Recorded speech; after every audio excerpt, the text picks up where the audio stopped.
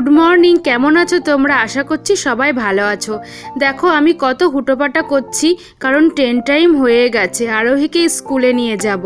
দেখো বাবা আর মেয়ের কিছুতেই ঘুম ভাঙছে না।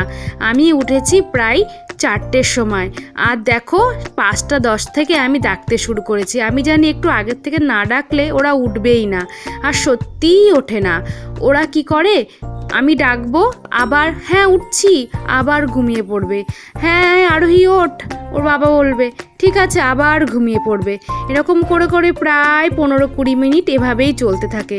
আর ওদের আদর করতে করতে আর ওদের ড্রেস পরানো।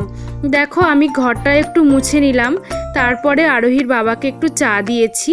আরোহীর বাবা চা খেয়ে নিয়ে ওকে একটু রেডি করিয়ে খাইয়ে দেবে।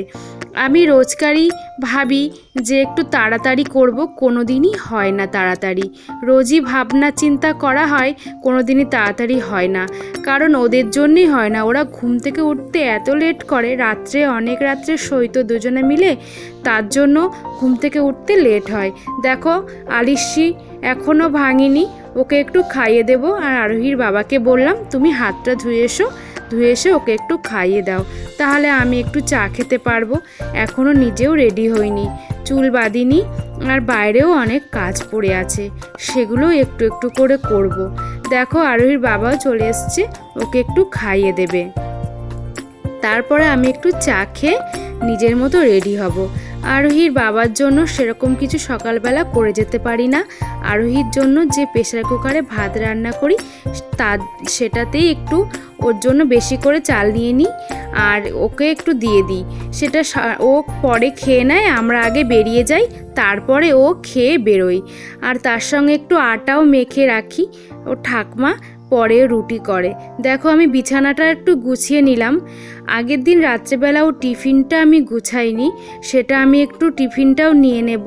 সকালবেলা না হুটোপাটি করে কিছুই হয় না, কারণ সকালবেলা আমি মোটামুটি ঘরের কাজ করতে করতেই টাইম চলে যায়।